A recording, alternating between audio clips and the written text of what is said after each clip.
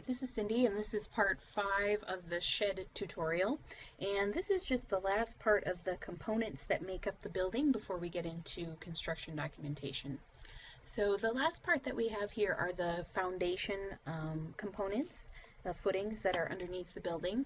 And in order to create those, we need to be able to create a custom family for that. And so we're going to go back under the R, and we're going to say New, and then we're going to say Family. And that's going to bring us to a list of templates that are available for you to start with and use within the project. And for this particular project, we are going to go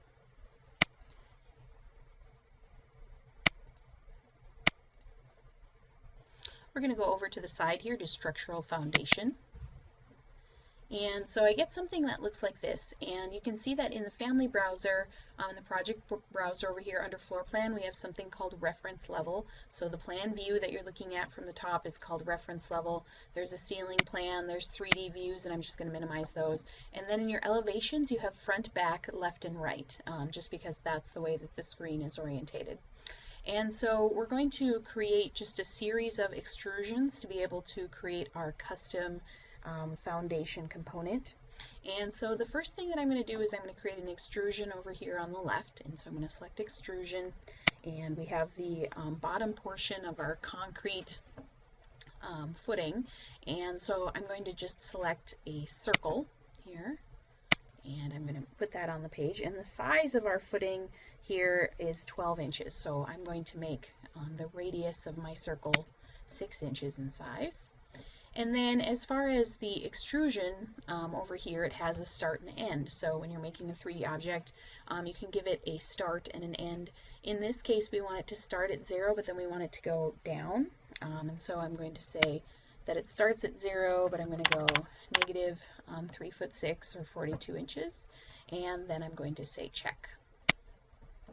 Now I'm just going to look at this from the front so I can see what it looks like.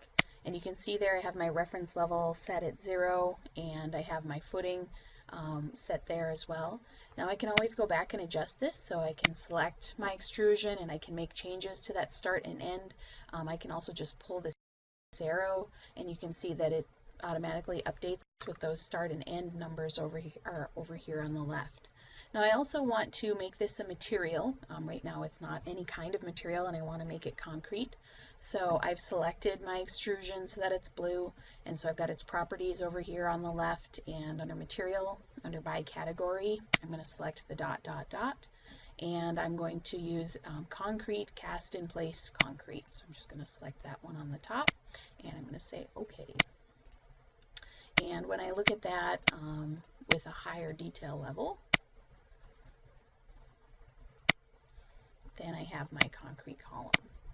So the second part that I want to create is the wood timber that is on the top, or the wood column that is supporting our building.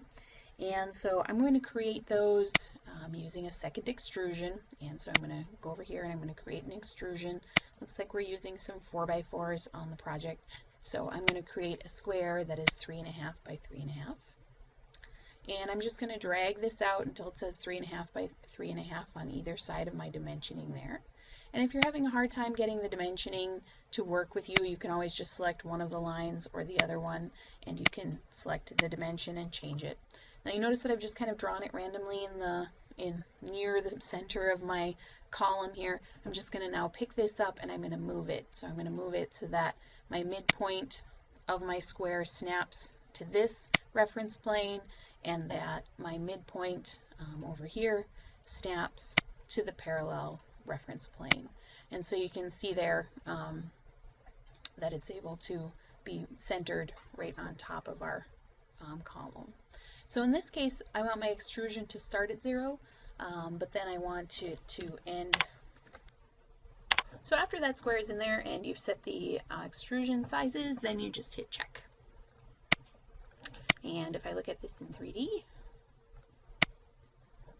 it wants me to save it, so I'm going to save it in Shed, and I'm going to save it in a folder called Families. It's important to have a separate folder with families so that you have those in a separate location. Again, otherwise the project gets to be a little bit hard to wield with all the different folders and files. So I'm just going to call this foundation, and you can see what it looks like there. And then I'm going to change my material on my upper portion here to timber. So under by category, under material, I'm going to select the dot, dot, dot. And I don't believe that I have anything up here that's going to be appropriate. So I'm going to double click my wood option down here on the bottom to bring that up to the top and say apply and OK. And if I look at that in a shaded view, you can see that there. Okay, so I'm just going to save this, and then I'm going to load it into my project. So right up on top here, I'm going to select load into project, and I'm going to check the box of my shed drawing that I'm working on and say OK. Okay, so now that you can see that that foundation piece is following me around, but I certainly could have just acquired that by loading the family or by going under architecture and then component, and I could find it there, or under structure and here under the structural element as well. So I'm just going to place that on my drawing, and I'm just going to consult my existing drawing for where those are going.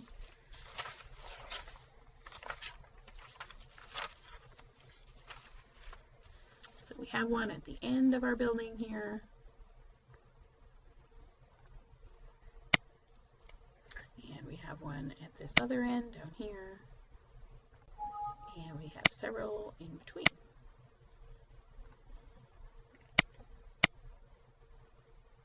You notice that it's giving me the dashed line so I can line them up in a straight line. And I'm just going to change my height on these so that they're at grade rather than being at the floor level.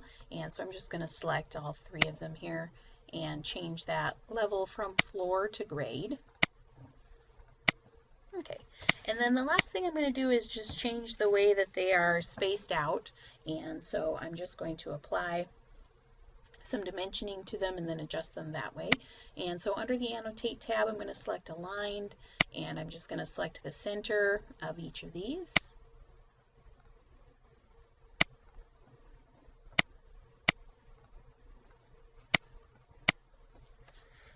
And then I'm just going to change their dimension. So this one on the end, I'm going to select that and move it over and change its dimension from the other one to 5 feet 10 inches.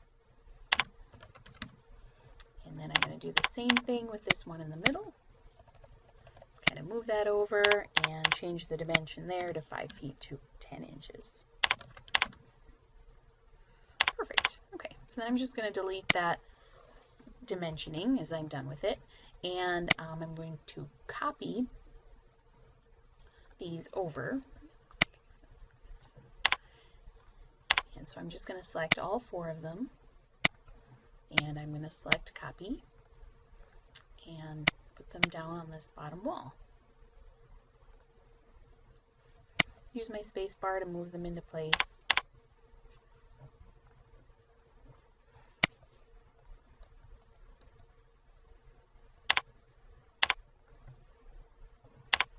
And with these ones on the outside, I'm going to line them up with my structural columns that are on the outside of my building.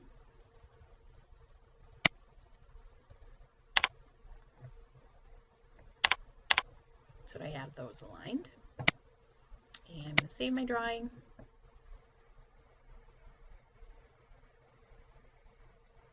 The last thing I'm going to do is I'm going to put a beam in between my 2 structural columns here.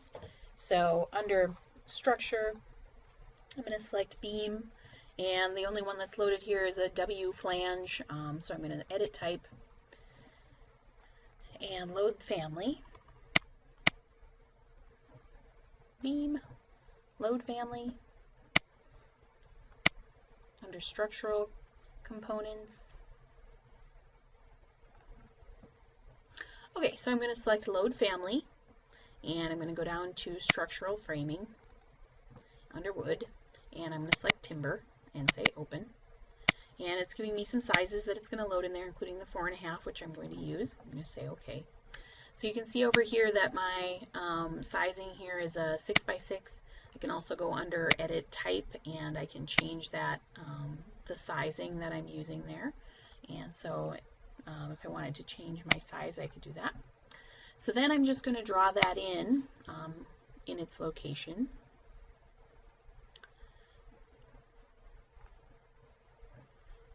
And I'm going to center that on these two columns that I have here. I'm going to select that and change its level. And so I'm putting that with the floor, but I'm going to have my offset at 8 feet so that it's up on top of my columns. And then when I look at my 3D view, you can see here that I have my columns in place, and I have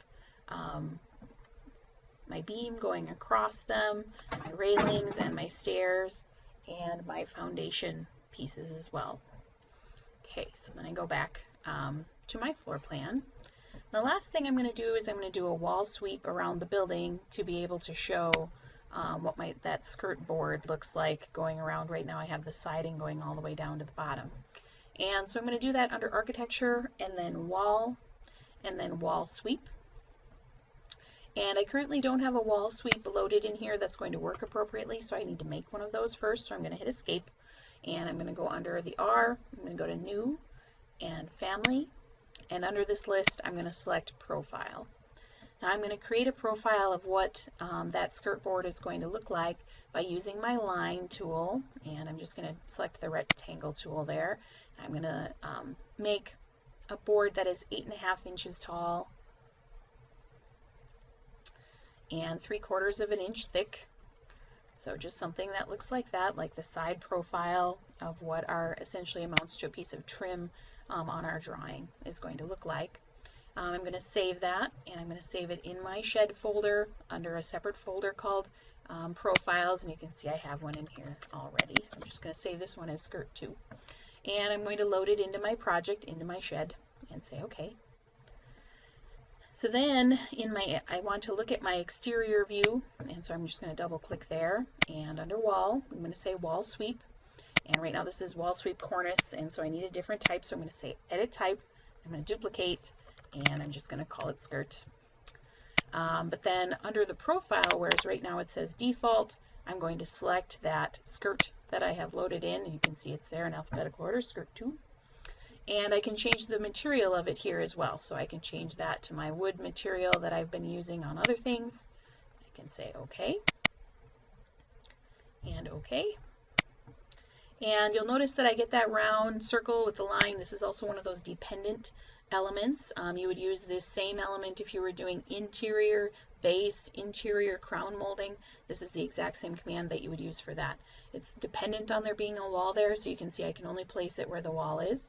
So I bring it up onto my wall and click it into place there.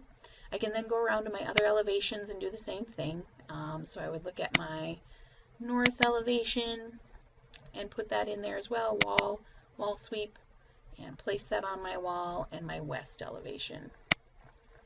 And so if I look under wall and then wall sweep, and just place that into place.